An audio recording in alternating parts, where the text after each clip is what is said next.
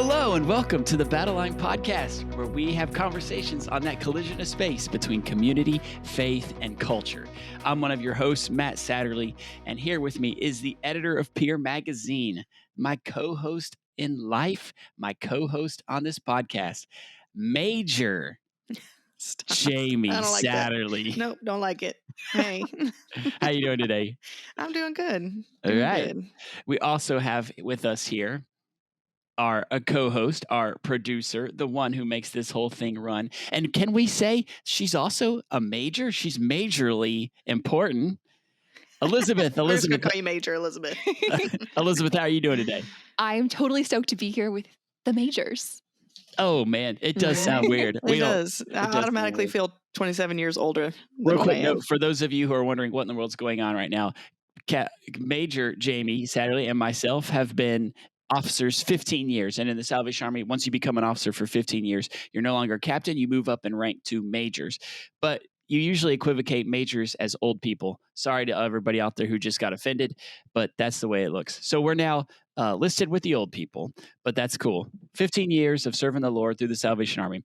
I've talked too much. Captain Jamie, bring us into our episode. Yeah, so today's episode, a couple weeks ago, we talked about moms for Mother's Day. Now it's Dad's turn. Father's Day is coming.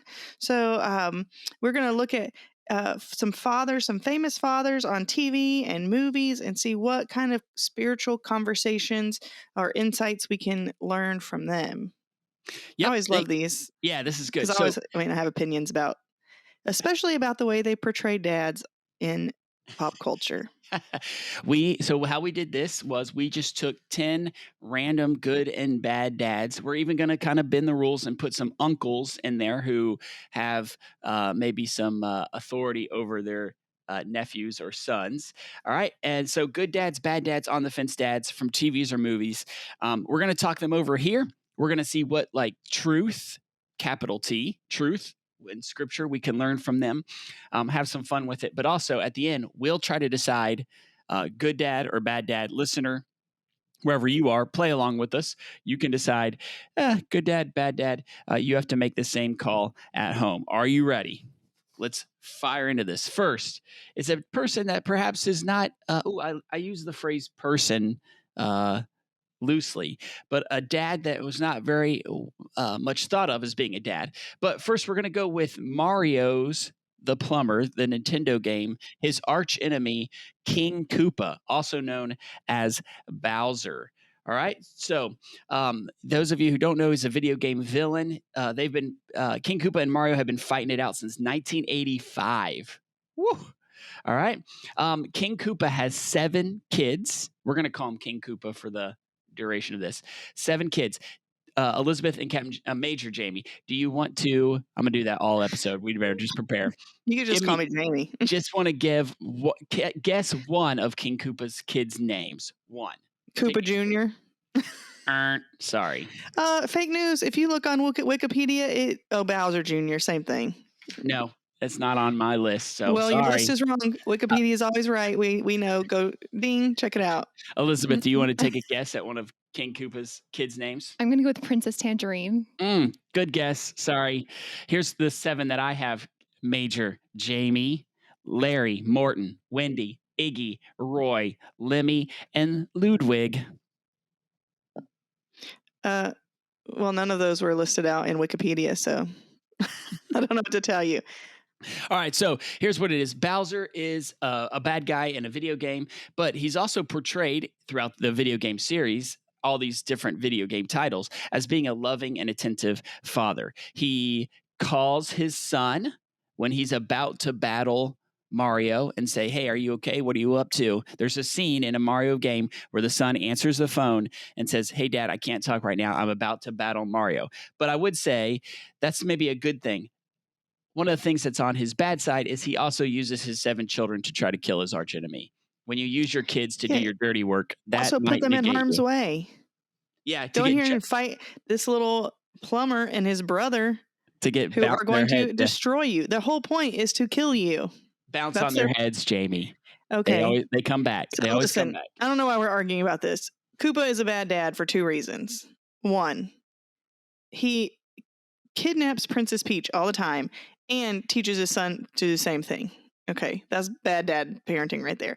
Also, again, according to the Wikipedia, it says that in Super Mario Brothers 3, Bowser is the father of the Koopalings, the biological father. But since their return in the new Super Mario Brothers in the Wii, they're not his kids anymore. They're his minions. He only has Bowser Jr. So are they his kids? Are they not his kids? Sometimes yes, when he needs them, but no. In the updated, he's like, nope, not my children. They're just my little minions. I only have Bowser Jr. That's problematic parenting. So I don't think we could say anything other than bad dad for Yeah. Bowser. All right. Well, okay. Yeah. I mean, I think, there is Psalm 127, 4 and 5, who say, blessed him is whose quiver is full of the children are like arrows, and bless them whose quiver is full of them. And King Koopa has got a quiver full of arrows. Let me just tell you. All right. All right. So here we go. Elizabeth, good dad, bad dad. Any thoughts? What do you think? Well, I always like to be Princess Peach when I play, and he can't kidnap my favorite character. Right, So, gotta be right. bad dad. Okay, yeah, I think I'm gonna go overall bad dad. When you use your children as your minions, that becomes bad dad. Yes. You agree? All right. Also, one little quick before we leave King Koopa. Also, we also all know that Princess Peach is not the mother of those children. We can all tell that, right? So I'm just gonna say, Koopa, whoever your wife is, you need to stay loyal, bro. Stay loyal, because the princess ain't the mother of those children. This is nobody knows who the mom is. Those kids just spawned like the little broccoli creatures and I'm just assuming. I don't think that Princess Peach is the mother of those children, as much as he tries to capture her. he tries to take her all the time. I'm sure there's a mom somewhere, but even the people who created it say they don't know who the mom is, which King Koopa seems outside the realm of possibility to me. But she's just not that into you, King Koopa. Okay. All right. Next, let's move to the next dad. Listeners, that's up to you. King Koopa, good dad, bad dad. Here we go. Next one. From the number 3 best movie of all time. Wait, number 3. Consistently voted one of the best, top 5, one of the best movies of all time. And it was to my horror to find out that Major Jamie and Elizabeth have not seen this movie. I've seen pieces. I haven't seen the whole thing. What's number 1 and 2? It's always Citizen Kane is number 1. No, that's terrible. And Casablanca is usually up there okay. as well. All right. Maybe, but I disagree with both 1 and 3. That's a story for another day. Another day. So the father we're going to talk about, good dad, bad dad, comes from the movie The Godfather. That's just a lot of noise there. There you go, singing again. Vito Corleone is the Godfather. He's the grandfather in the movie, but he's also the Godfather, the crime boss. He runs a legitimate, I'm doing air quotes for those who can't say, olive oil business, but he also sells the vices, right? They gamble, there's prostitution, these, all these terrible things. So here's what we need to know about Corleone. Is he a good dad or a bad dad? He is a kind, generous man. How can you be a kind man if you're in charge of the mafia? He lives by a strict moral code, right? Like you're respectful. I feel like we're stretching moral code. Are important. He says this quote. This is a direct quote from him in the movie. A man who doesn't spend time with his family can never be a real man. But can we say that he is a good dad when he runs a mafia? Go ahead. Captain Jamie, Elizabeth, no, I don't think Major Jamie, Elizabeth, jump in. No, listen, the whole thing, so it's just tough, right? Problematic. He loves his family. He loves his children. However, he raises them to be part of a criminal enterprise. Are you saying that this goes back? A good dad? Are you saying this goes back to King Koopa? And I think we're going to see this argument right here throughout our whole podcast is, can a person be a bad person and a good dad? That's going to be the generation. That's the question. So if you take out all the parts about criminal activity, then I guess you could say that he's a good dad because he loves his family. He wants to spend time for them. He wants to provide for them. The problem is, right, this is what makes life so challenging, right? You can't separate some of these things. And we could talk about this not just in pop culture with dads and things, but we could talk about this a lot in real life when there are problematic people who also may have made valuable contributions to society. It's hard for us to separate like to balance those things out. You know, say good or bad. I just don't think for me that I can say a good dad if he's teaching all these horrible things to his children. Okay. I don't know. All right. Elizabeth, thoughts? I read he was a ruthless, violent criminal. That's bad news. And I think it's part 2, I think, where they show him growing up. It's like a prequel. It's a sequel, but it's a prequel. It's like his origin story. And he's pretty, yeah. Thumbs down You for don't that. get to be the leader of the mafia by being a swell guy. That's true. So all right, here we go. Well, here's something real quick. The lesson that we can learn from him, I think that dads can learn from him, is that respect and friendship are very important to him. He always tries to solve a problem first by being respectful and friendly. And then when he said, I'm going to make him an offer he can't refuse. That means going for the knees. He's going to swim with the fishes, whatever. Right. So, yeah, there's some life lessons from him as well. Do what you say you're going to do. And then most importantly, I think that we learn, don't go against the family. All right. So good dad or bad dad? Maybe don't raise your kids to be criminals. Good dad or bad dad? Major Jamie, what's up? Bad dad. Elizabeth? Bad dad. I'm going to go good dad only because Yeah. Is it what is the role of a father, right? I'm just going to train a child in the way he should go. Is he doing that? Is he's training them in a way? Okay. Is it in the way that he should go? No, it is not. When you throw scripture at me like that, it makes me he loves his kids. Yeah. That's 1 point in his favor. Right. But there's 773 bad points. So I think bad wins the day. All right. Let's move on to dad number 3. Again, we have 10 dads here. So dad 3 comes from another movie. This movie was voted it was the second best foreign film so far in American history. All right. You want to guess what the number 1 most foreign film was? Go ahead, Elizabeth. Spirited Away. No, sorry. I guess this one was going by ticket sales. So number 1 goes to Crouching Tiger, Hidden Dragon. Oh, that's going to be my guess. Was the one, and so number 2 goes to an Italian movie called Life is Beautiful, and that's where we get the dad from this one. His name is Guido, which is such a stereotype of an Italian name, but I had to look up how to say the last name in Italian correctly. It's Guido Orefice.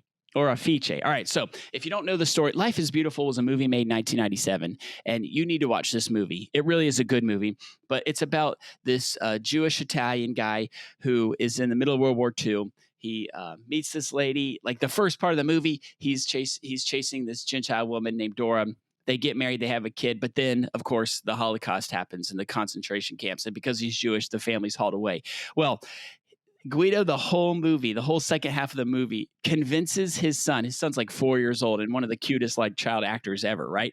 The whole time they're in this concentration camp, he's trying to convince his son that they are not in a concentration camp, but they are in a giant game, and the winner gets a tank, and you get points if you hide yourself so that the Germans can't see you, or that if you don't ask about your mom and all this stuff, and don't cry, then you get points. And if you lose points if you're seen, or if you complain, or if you cry, or you argue. And if you get 1,000 points, you get a tank. So I'm not going to ruin the movie for you, but it is a spectacular movie. So I think you get to be a good dad when you're in a concentration camp and you're convincing your son this is just a game. Go ahead, Yeah, Captain. I mean, Major so Jamie. it is the there was a lot of mixed reviews on it. So it was widely regarded as a fantastic movie. It does have its critics, people who say that it treats the Holocaust lightly. I don't think, and they even I read an interview where they talked to the guy Roberto Benigni, I think is his name. Yeah, that's his actor's name. Yeah. Yeah. They talked to him about it, and he said, he's sorry that it came across that way to people. It was not the way that it was intended at all.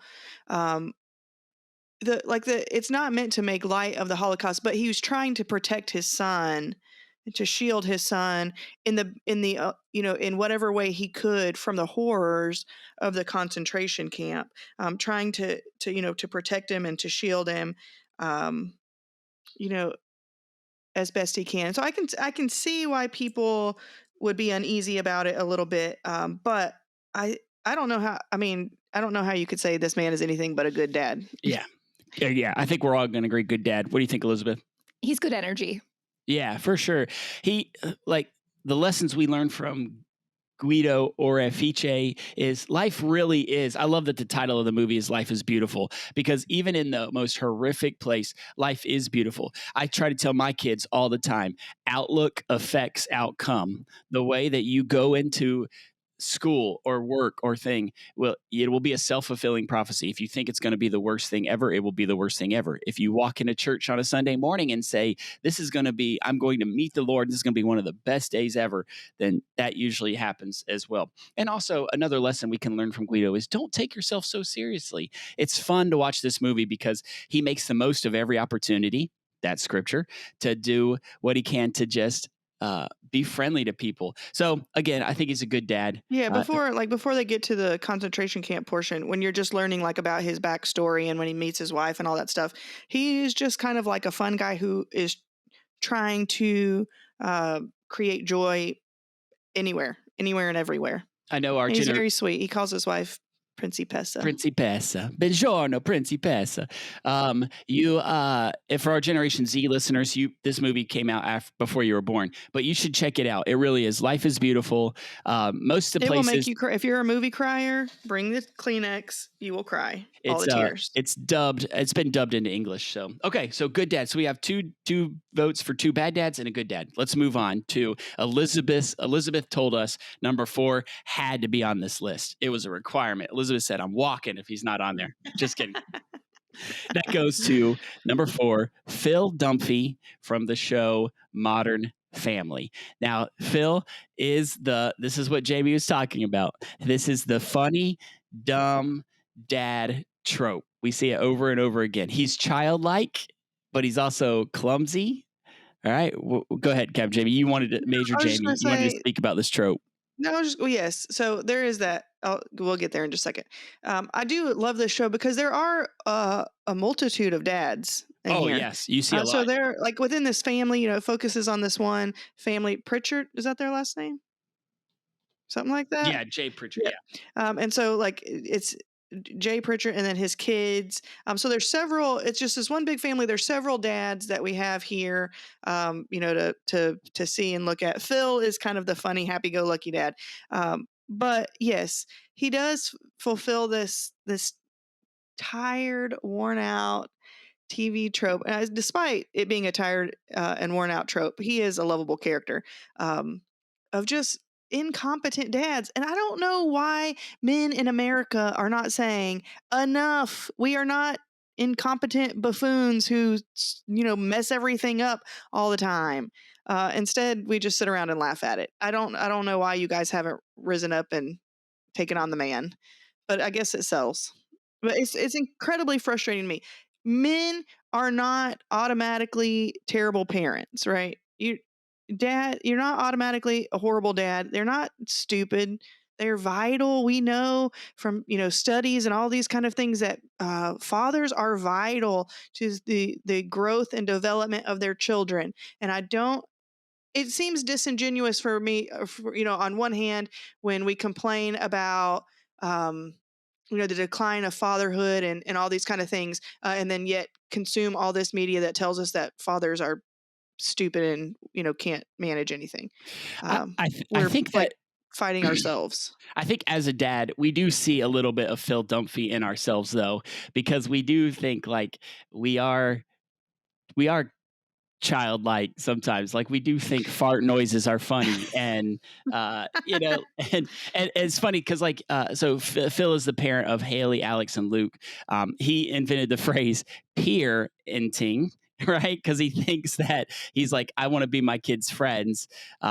Which, as a side note, we learned from Laura Gilmore that's not always successful parenting. That's true. And there's a good biblical truth there. Kids don't need another friend; they need leaders. They need parents, right? So, but here's my other thing about Phil, and we could talk about this, Elizabeth. I know you're ready to just jump in here, but Phil Dunphy is not afraid to cry, right? And I think that's one trope. It's Captain Jamie. That's it, Major Jamie. That's in the world today.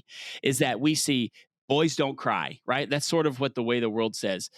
crying has been called almost an effeminate thing, a female thing. And so for a character like the dad, and now to be fair, in the show, he gets made fun of because he cries, right? But Good for him. yeah, there In is touch with your feelings. it's okay. I just want to say, as the man on the show, as the only one, right? Like, it is okay, guys. I know there are people out there who are vehemently disagreeing with me right now. It's okay for men to cry. All right. All right, It's a Elizabeth. human emotion that God created. Why would it be bad or wrong? All right, Elizabeth, jump in. What do you think? Good dad, bad dad? The best dad. He taught us about texting lingo. He taught us about dancing. He's given us funny jokes. This man is a great dad. Yeah, he has 2 puns. I said the one about parenting, but my other favorite quote was I think he tells Haley, never be afraid to reach for the stars. If you fall, you'll always have a parent chute. Talk about a dependable dad, and I think that's what we hope for. We hope that from our dads like that, and I think there's a little bit of childlike faith in him as well. Like, he enjoys being clumsy and childlike like a kid. All right. Cool. So, good dad. I think we all agree. Good dads. All right. Next, kicking it back old school to the years of TGIF. If you don't know what TGIF was, you didn't have a childhood. All 90s kids know. Yeah, this is way back in the day before, you could stream anything you wanted. All the good shows came on Friday night. And we met a family from Family Matters called the Winslow family. Steve Urkel. This is where Steve Urkel comes from. The dad was named Carl Winslow. All right. Carl Winslow takes care of his family. He's a tough Chicago cop. Steve Urkel is your neighbor who comes uninvited into your house all the time. If you don't know the show, YouTube it. It's hilarious. It used to just crack us up in the 90s. This is what we laughed at. He's got 3 kids. Eddie is the son. He's the oldest. He's very hard on Eddie, but he's also super protective of his 2 daughters, Laura and Judy. Laura is the love interest of Steve Urkel. That's why Steve Urkel was love interest. He has a massive crush on her. She don't want nothing to do with him. Right. That's Go not home, love Steve. interest. Go home, Steve. I'm sorry. You're right. He has a crush on her, and she's just like, you're Steve Urkel. Always shooting a shot, Steve Urkel. Until he becomes Stefan Urkel. And then all of a sudden, Laura wants to pay attention. That's right. Well, that's a whole nother podcast right there. So, and then also Carl, he's also, you steer everybody. He was cheap. He was always looking for ways to save money. He hated paying the bills, and you stayed clear of him when he was paying the bills. So Carl Winslow, for Elizabeth, this may be a little bit before your time, but good dad, bad dad. What do you think? This man has a kind face and he likes donuts. This man is a great dad. Talk about a trope that we said. Yes, they were like, he's police a cop. officer. His favorite food is donuts. Great taste. Yeah. Yes, he is a good dad. He's a good dad. And, you see it. It's a great show. Like, it came on the same block as Full House. Full House, it has a lot of similarities, right? You have the annoying neighbor who always shows up inside your house, and it's a family, kind of family thing. But in this one, he does have a wife, Harriet, and they love each other very much. And the grandma lives with them, right? Am I remembering that correctly? Yeah, grandma lives in the house. Yeah. Estelle. Yeah, I think Estelle is. Yes, Estelle is the grandma. You're right. Yeah. Harriet is his wife. Yeah. Yep. And so, yes, he is a good dad, always trying to take care of his family. We also had in that same block of TV the updated version of the Brady Bunch, Step by Step. Also, good dad.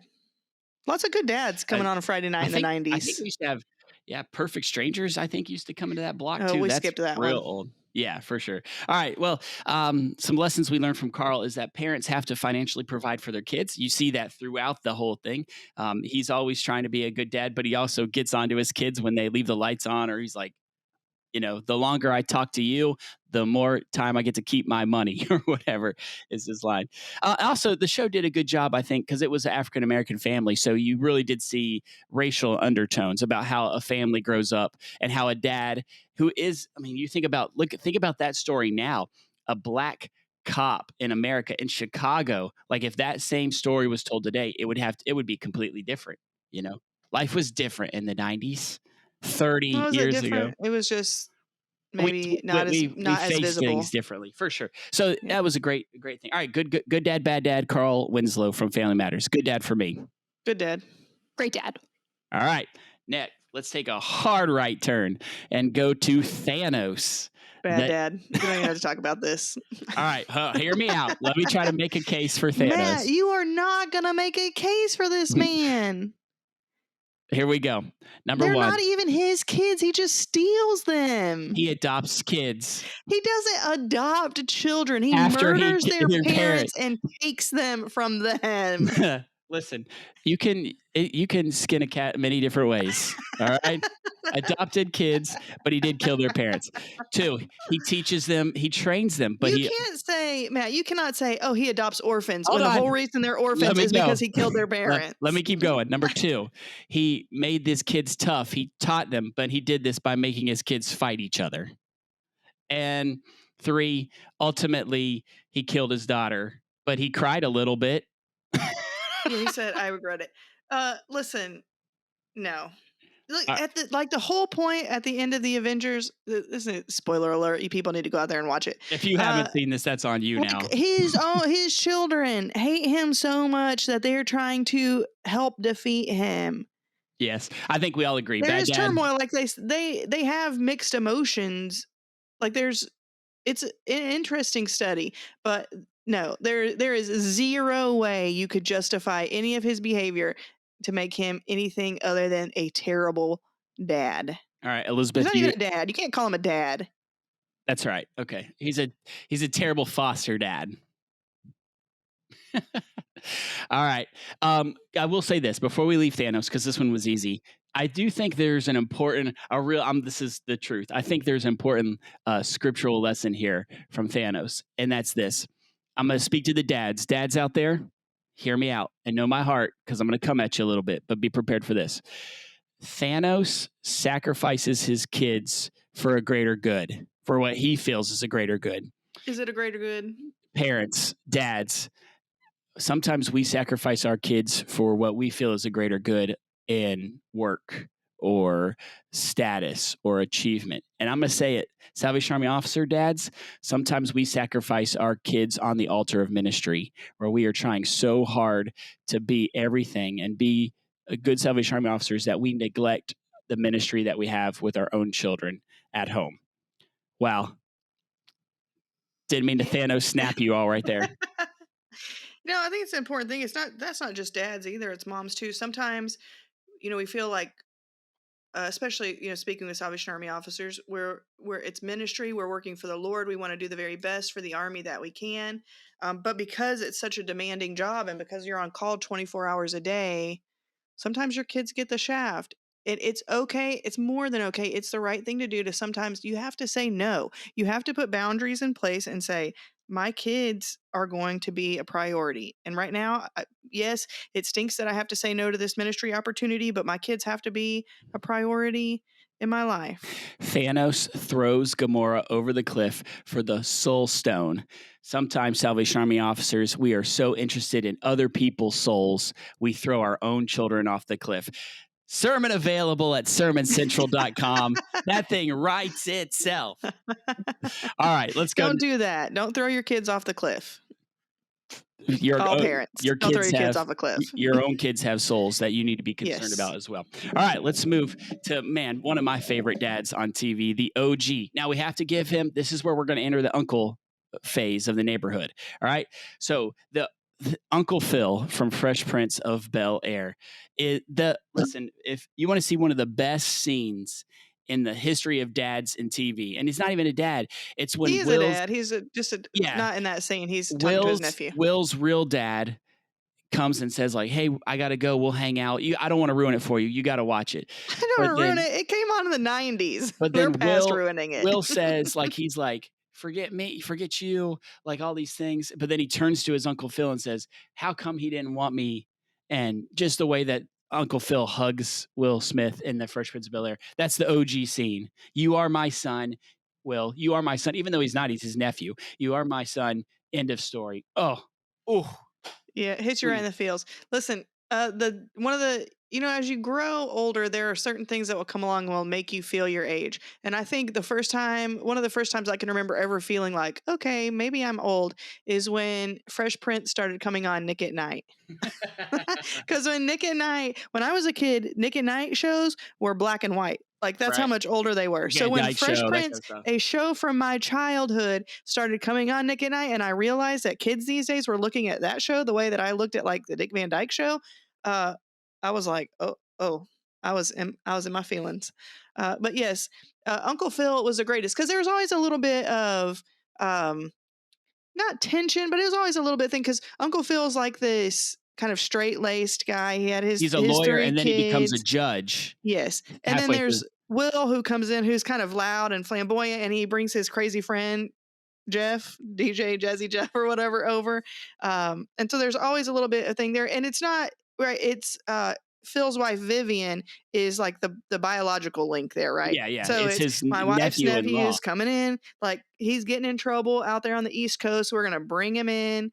And it creates a little, there's always some little tension and kind of things there. But he really does, by the end of the thing, becomes like the dad. He is the dad to Will Smith.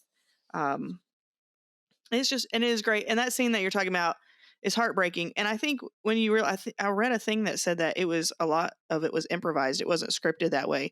It came out of Will Smith's own Experience with life his experience, father. Yeah. with his dad. And so then you're like, oh, even more feelings. Yeah, it's that scene where you see like the biological dad wants nothing to do with me, and then to see, or I'm just a obstacle or a nuisance, or I'm a tie down or something like that. He to comes them. around when it's convenient for him. Now, to be fair too, Uncle Phil loves his kids unconditionally, but the funny trope throughout that TV show is Uncle Phil has a temper, right? Yeah. So he's always fussing. And he's the one he's always throwing DJ Jazzy Jeff. Yeah, he does. He throws him out the thing. He throws him out the house. But I think that part of it comes from his experience in law, right? He sees what happens when things go bad, and all these kids or people are coming in front of him because they've made decisions and all these things in their life, and he wants his kids to avoid that. And they're kind of like spoiled. You have Hillary, who's like the ditz, and then Carlton with his little V-neck sweaters that and dance. his crazy we'll dance never skills. Get the Carlton down. And then Ashley, who's probably the most normal, down to earth. Yeah. Like she's just a kid. All right, let's run the table. Uncle Phil, good uncle, good dad. He's a bad great uncle, dad. bad dad. What do you think, Elizabeth? Quality man. Yep, agreed. All right, so good dad again. Now let's stay in the uncle side of the neighborhood and move to Uncle Vernon Dursley, the uncle from Harry Potter. Kind of the same situation, right? Like he's a dad. He has a thing. Through He has the a nephew nephew who's in need of the Yes, wife. of the It's wife. right? The wife is the biological link. But in this one, of course, Harry Potter is an orphan. So they're they take him in. But he is like the antithesis of Uncle Phil. He locks Harry in the closet under the stairs, locks him in his room once they finally do give him a room. Whenever Harry gets all this mail, he rips up the mail. They only give him a room because they're afraid that he is going to magic them, right? Yep. Like he's going to curse them. And then I think this is where he loses being a bad uncle when he says, Harry, your freak parents probably deserved how they died. When you say something like that, I think that just go ahead and takes you out of the good dad category. Well, is he a good dad to Dursley? No. I'm sorry, not Dudley. Dursley. Dudley, excuse me. No. All the Harry Potter fans out there just cussed my name because I got it wrong. So he's not a good dad to his own son, you think? No, he spoils him. There's no discipline. Last year there were 37. That's my terrible English accent. Stop doing that. There's no discipline. There's no teaching of life skills. There's no natural consequences. None of that. He's just horrible, terrible. What do you think, and Elizabeth? He's going to send Harry to that horrible, or he does send Harry to that horrible boarding school, St. Brutus, is that what it's called? Where they beat you with canes. You're speaking book and not movie. You're speaking book and not movie, so I'm out. Yes, he's terrible. He's terrible all around. He might think he's a good dad, and I'm sure that he loves Dudley, but no, there's no redemption arc for Vernon Dursley. What do you think, Elizabeth? I think he has one redeeming quality, and that is naming his son Dudley. I think that is such a cute name. Dudley? You think it's a cute So name? cute. Oh my gosh. I think that movie and book might have ruined that name though, because now if you name anybody Dudley, they're gonna be like, oh. At the end, though, at the end, Dudley overcomes all of the horrible parenting. I don't think you're a waste of space. Isn't that his Yes, line? that's what he says. I don't think you're a waste of space. And then he hugs him goodbye. So there's a little bit like Dudley is starting to come around. And we don't know what happens to the Dursleys. They disappear into oblivion. Yeah. But He becomes Dud. maybe, yes, maybe Dudley will turn out all right despite the horrible parenting. Yeah, some life lessons from Uncle Vernon is like we hate. You can see hate and jealousy in his life for sure, and Proverbs 14:30 says, "A heart at peace gives life to the body, but envy rots the bones." And you want to see envy and jealousy in a person, Uncle Vernon for sure. And then also, dads, you can't bully your children. You can't bully your children and make them feel inferior. That's terrible. All right, and we see that in Uncle Vernon. The stand-in dad for Harry. All right, well, we have 2 left on our dad list, and now let's move to one. Jamie was rolling her eyes and vehemently did not want him on the list. No, I did not want to talk about this guy. But that goes to Clark Griswold from the National Lampoon movies. You've seen National Lampoon Vacation, Vegas Vacation, Christmas Vacation, European Vacation. Have to be at the top of my hate, will not watch, cannot stand. They could disappear off the face of the earth and it would make me thrilled. I would not miss one iota of All right, Vacation, well, Christmas Vacation. Let me make Don't a need it. case. Let me make a case, Jamie, and then you tell me what you think. All right. Clark Griswold is a dad. He's determined, fully determined, resolved to have quality time and vacations with his family. Even when his family doesn't want to get away, he says, "Oh, we're going," right? So there's that. He also always takes the time to give fatherly advice to his kids, to his wife. He's always just saying, like, I know these things. Sometimes he's just making it up as he goes along. So there's that. I think that's right there is good dad stuff. But then you also have to remember he takes a security guard hostage when Wally World's closed, pulls a gun on him. He drives his family. They go through all this thing, and you don't even know that the place isn't open. That's an Enneagram 1 speaking right now. That just an Enneagram 1, I which is realize, Captain Jamie. back then there wasn't like you weren't Googling the things For sure. but they had telephones. How are you going to drive all that way and go through all those shenanigans and the place ain't even open?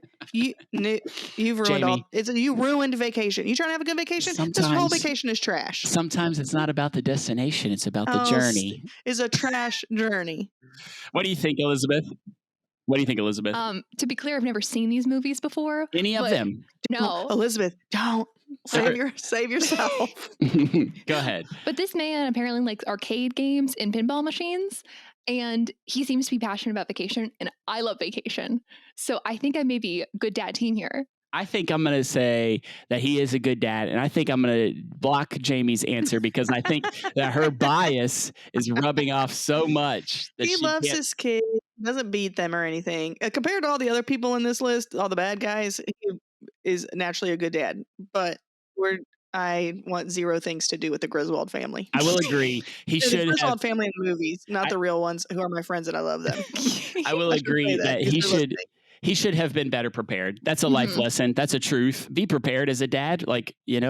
Secondly, he wants to make memories with his family, which is a good heart. And then also, but memories, good memories, not bad memories. Listen, it doesn't matter. Pulling a gun on a security officer is a memory. That's bad influencing. Yeah.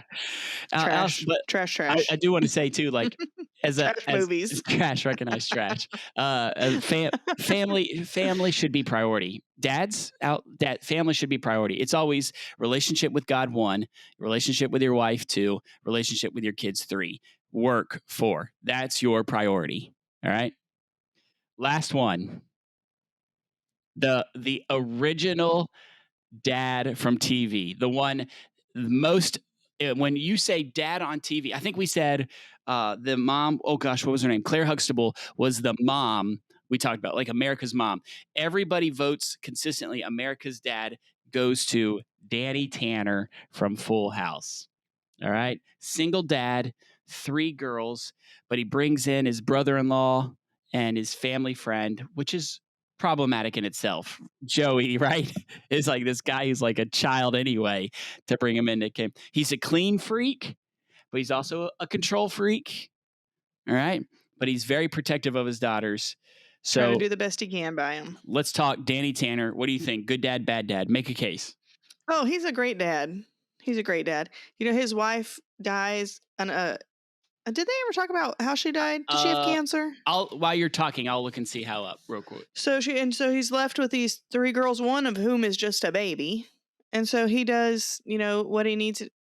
He uses the resources he has, which is his family friend and his brother-in-law, the kid's uncle. And they come in and they take care of those kids. And they all grew up. I'm trying to think. My kids watch Fuller House. Michelle randomly disappeared from the show, so we don't know what happened to her. But they all grow to be successful human beings with, you know, good solid kids. And he does the best he can. He's a good dad. He has, you know, he works, he comes home, tries to, you know, make sure that everything is taken care of. Good dad. I don't know how you could say he's a bad dad. Pam Tanner is his wife, and she's killed by a drunk driver. So car accident. That just brought a downer. All right, don't drink and Yeah. drive. That's another dad lesson out there. Don't drink and drive. Yeah, don't be ruining people's families. In the Salvation Army, don't be drinking at all if you sign that covenant. Okay. Some life lessons. Podcast for another day. Some life lessons. Listen, dads, some of life's problems can't be solved in 30 minutes. Okay. There are some problems out there that are going to take a lifetime to deal with. And so I think that's one of the funny things. That's where you get this trope from Full House, is that no matter what, everybody was friends and family again at the end of 30 minutes. But Yeah, except they were so mean to poor Kimmy Gibbler. Well, it was the thing in the 90s. Steve Urkel, Kimmy Gibbler. Did you know there's an episode? I haven't found it, but there's an episode where Steve Urkel talks to Stephanie from. Really? Yeah. So, No. because they were on the same Let's see. network, so I think it was fine. I do think it is funny, poor Danny Tanner, who really just wants Kimmy Gibbler not to ever come into his house again. And then, like, even in Fuller House, she's still around. Yeah. Not only is she still around, but she's the biological mother of his grandchild, which I'm sure is just the most pleasant thing that he could ever hope for. I also think a good lesson from them, and one of my favorites is like Steph, I think it's DJ, gets a bad grade, and he says, one of my favorite lines from Full House is, "You deserve that D minus. You deserve that D minus." Which I'm like, listen, as a dad, don't be these dads who go Karen on teachers, right? Who are like these parents who are said, "Oh, it's not my kid that got a D minus. It's your failure as a teacher." No. Sometimes our kids deserve D minuses, and we have to teach them to deal with that and not swoop in and try to save the day. And last thing, dads, as Danny Tanner taught us, help with the housework. It is okay to iron some clothes or do the laundry or sweep and vacuum. All right. Don't be like, "No, that's my wife's job." Stop it. Right? This ain't 1950s anymore. You can help with the housework. All right, my guy. Anything else about Danny Tanner? Good dad, bad dad? No, he's a great dad. Yeah. And it doesn't get everything, doesn't do it right all the time, isn't perfect all the time, but he's doing the best that he can. And most of the time he does get it right. And he does teach natural consequences, as evidenced by that grade. If you don't study, you get bad grades. That's on you. All right. By my count, we had 4 bad dads, 6 good dads. So that's a 60% success rate. If out there, So despite the TV trope, now there are some people we could have talked about who fall into that TV trope real bad. But despite having to overcome that terrible TV trope that the media is always trying to get us to fall for, we still have a lot of good dads. so Yay. those Yay, lessons we dads. can learn. Yep. Lessons. I think the lessons we would say, just to sum up, be present in your kids' lives for sure. Make them a priority. They take priority over work, as we learned from Thanos. Don't sacrifice your kids for a greater good. Lead well. Lead well. And, you know, I think we finished well by saying, don't go Karen on teachers and you know, That's right. that. All right. Well, Set your kids up for success in life, right? Teaching these lessons as kids helps them to know how to deal with these things when they get to be grown adults. I try to say that to my kids all the time. I'm really doing my best to make you a good human being. And I just try to mess them up. You want them, they're going to face all kinds of situations when they're adults and out on their own. You want to prepare them as best as you can. Teaching natural consequences, as we saw with Danny Tanner and a couple of these other ones, is a good way to do it. But like Phil Dunphy says, you have a good parent shoot. Good parent shoot. At the end of those natural consequences. So we shouted out our moms at the end of this one. So at this one, do we want to say what's giving you joy, or you can give your joy answer to your dad if you want. All right. Shout out to the dads. All right. Who wants to go first out of the three of us? What's giving you joy, or you want to shout out your dad? Who's going? Go ahead, Elizabeth. Shout out to Bob /Chip. It's my dad. Do you call him Chip or you call him Dad? Oh, no. I mean, he's Father Hanley. Yeah. Do you call him Father Hanley? Oh, that's awesome. Oh, yeah. Listen, you want to know, you call your parents by their first name. That's scary. Like, I don't know it's still mom and dad to me, because I would be like, yeah. I don't know what would happen if I called my dad Mike. He'd probably just look at me like, what are you doing? I do call my mom Lori sometimes, but that's mostly when she's not listening. I'm trying to get her attention. I'm going to go on a quick tangent here and just say, again, I'm going to be a complete homer. Shout out to my dad. My dad gives you joy for sure. My dad is the Southern Territorial Secretary for Men's Ministries. And while we're talking about dads, I just want to shout out what he's doing real quick. In the Salvation Army, we have a women's department, which is becoming the program department, right? We have a youth department, which usually has stocked pretty good.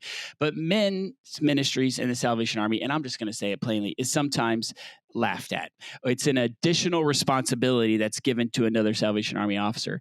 And I want to say that my dad's perseverance in trying to get men to know Jesus as their Lord and Savior is he's a hero to me. And so it's very important for him that, again, these things, sometimes men get relegated, not in church and in the Salvation Army. Men's camp is always going to be the same as it always is since its inception, right? But I just want to give out my shout out for a second. If anybody out there wants to have a conversation about men's ministries, you need to hit up my dad, Major Mark Satterley. We're both majors now, which probably is killing him for me to say that right now. But mark.satterley@uss.salvationarmy.org. Hit him up. He's got some of the best men's Sunday stuff I have ever seen in my life. So shout out to my dad. Love you, Dad. You're the reason in my life. You're the inspiration. That's an 80s song. Nobody's going to get that out. Oh, I'll come up with a better one. A very large help from my mother-in-law, created a super spectacular son. So shout out, Pop. If you want to see what Matt Satterley will look like in the next, Did I say son-in-law? 30 years. I didn't mean son-in-law. Look him up. So, yep. All right. Major Jamie, shout out your dad for your joy. Yes, I will always take the opportunity to shout out how awesome my dad is. My dad is the father of 3 girls. He's surrounded. Not poor guy. He's super awesomely blessed because he has some pretty amazing. My sisters are fantastic. My dad, one of the things that I always appreciated growing up is that my parents were a team. There wasn't like, these are dad jobs, these are mom jobs. They were a team, and they really, like, all of life was like, was attacked as a team. Parenting, taking care of the house, to fulfilling their responsibilities in the Army. They knew their strengths. They knew, what each other was good at, and so they were this really amazing team. And so my dad did a lot of things for us growing up, but he always made sure that we were prepared. That preparation I learned from him. Taught me how to change, check the oil in my car, how to change a tire, all those fantastic things, making sure that when it was time for me to go out on my own, that I was ready and that I was prepared. He would go fill up my car with gas for me, though. He always made sure that I had plenty of gas in my car. And he still does that. If he's visiting, he's like, Jamie, does your car need gas? And so he'll go fill up the car with gas.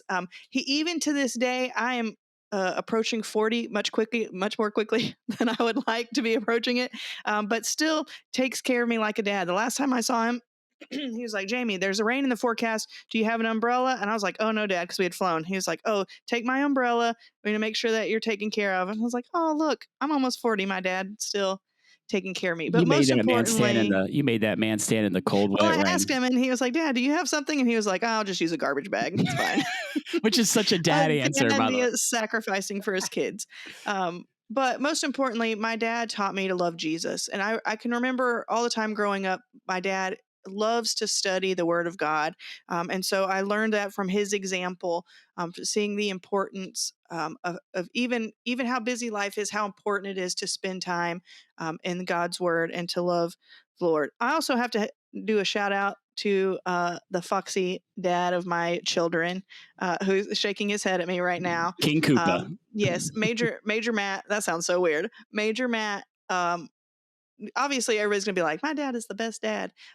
Major Matt has got to be at the top of the list of spectacular parents. My girls, I hope they know how blessed and fortunate they are. He is a fantastic dad, always ready with the fun, but always there to make sure that to have those serious talks, and the kids go to him when they have problems, because they know how much that he loves them and cares for them. Always there, always making sure they know how important they are to him. So shout out to my dad, but also shout out to the dad of my children, Foxy Major Matt. That sounds so old. All right. To Chip, to Mike, to Mark, thanks for Matt. Thanks for all that you guys have done. Thanks for the lessons. And again, if you have thoughts on these dads, hit us up, let us know, or watch these TV shows and comment. movies. Yeah. Comment in social media. Let us know. Watch these movies and TV and tell us what life lessons you can learn from these guys. That's going to end this episode of the Battle Line Podcast. Be sure to subscribe to the Battle Line wherever you listen to the podcast. And also check out the Peer website, peermag.org. And last chance to try to work at camp, peermag.org/workatcamp. Follow Peer on the socials at peer.magazine. And lastly, want to give a shout out to our sister podcast called The Fight for Good. Until next time, this has been the Battle Line Podcast. Go get them, dads. Thanks all. See you later. Bye.